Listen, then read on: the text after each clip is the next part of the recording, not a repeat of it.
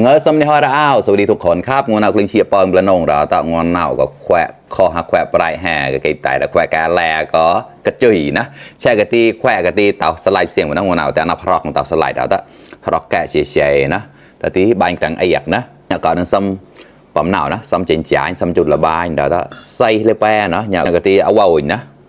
เอาวนมาเบาเราแต่กล่ะเครื่องเชียงก็มุจอนะเฉยๆให้ได้นะหมูเลยแปะนะแบงเลยแปะในเลยนะการนุกเลวิชีที่ผ่านเดินไหลได้แชร์มาตาเราต่อเทคนิคเชียงกับมุจอนุนะวันนี้ก็มากินข้าวเหมือนเดิมเลยครับนี่เลยครับตามนี้เลยครับมากินด้วยกันครับอันนี้คือปลากระป๋องกับมะละกอนะครับแกงไว้แบบมอนครับโอเคไก่เราต่อเชียร์นุนะงวดเชียร์กับเต่านุถ้าจอดมาให้ตัวไรนะงวดเอาก็ตีมาเราเกลี่ยเปลือกเปียมเปิงนี่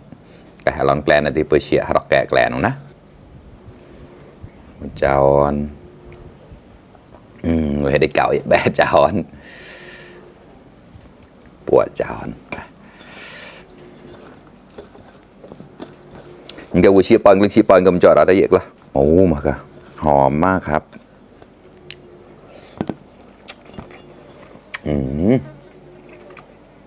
ก็จับหลังแรงเอกนะมันเล็บกินเสียจินจานเลยวันนะอย่าลองแกล้ออะไรละ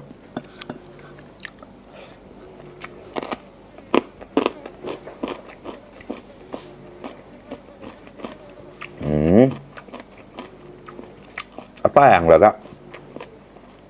แค่กระเซียกก็แป้งกลายนั่นก็เอาไว้นี่นะสำหรับเอานะคมมากครับ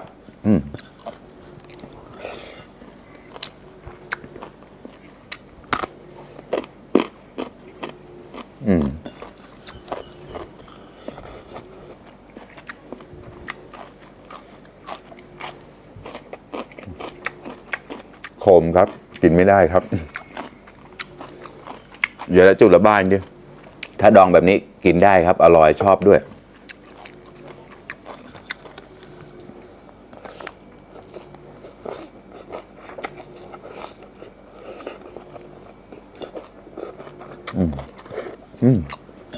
อร่อยคอกวะ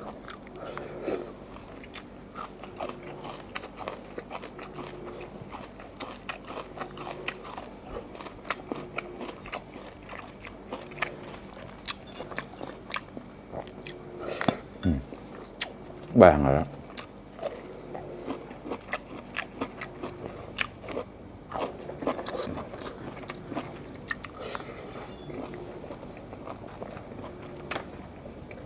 ใส่ผักหนามนะครับ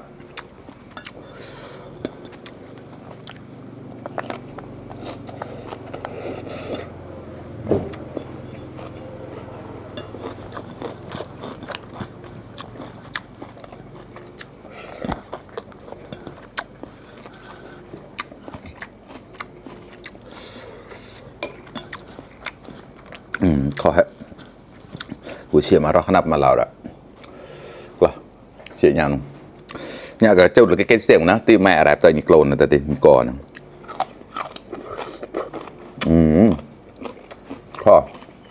ชอบแบบนี้มากกว่าครับสึกว่าเป็นอะไรละแปลงวะ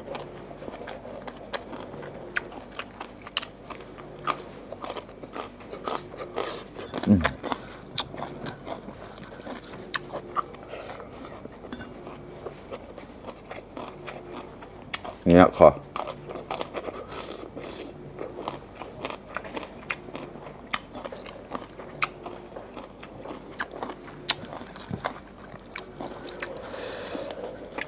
กล้าทำโตมอกโตอะไรเยอะ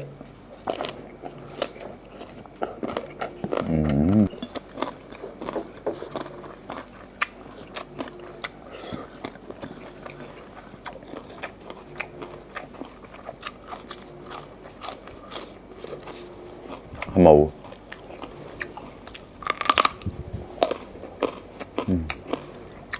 ลูกสมอครับ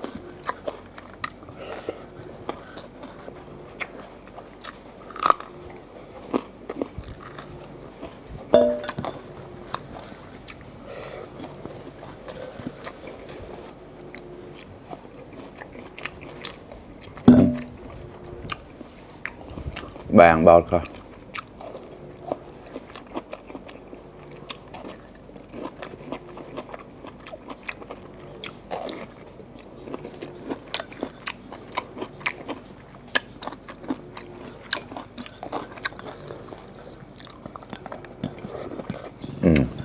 สียแขวะเราได้มา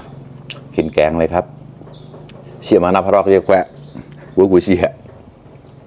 กระจุยกระแหล่เราได้เสียขอบมันนะเอาแต่จอดกว่า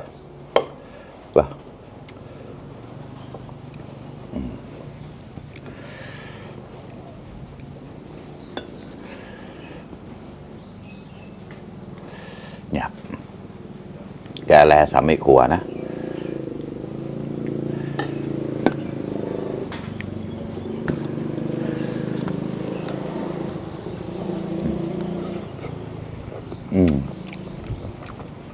chơi được bao gì nó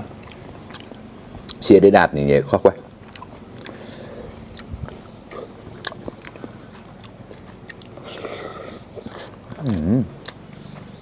rồi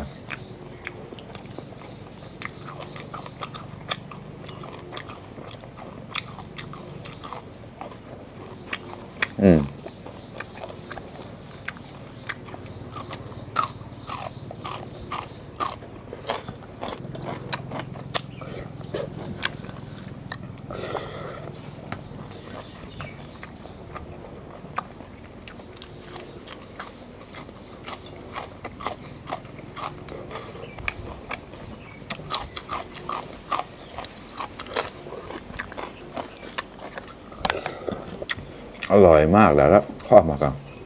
กาแลกระจุยแป๊กมาแป๊ก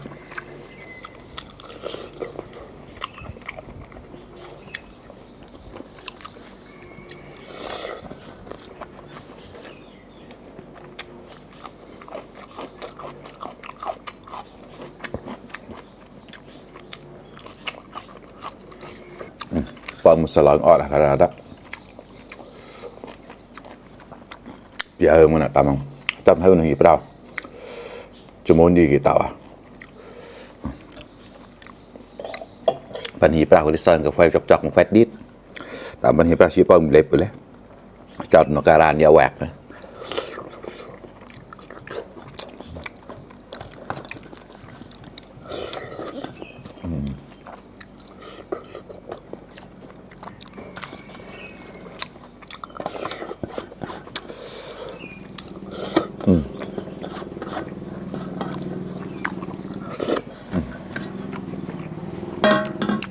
ข้อเราได้อร่อยมาก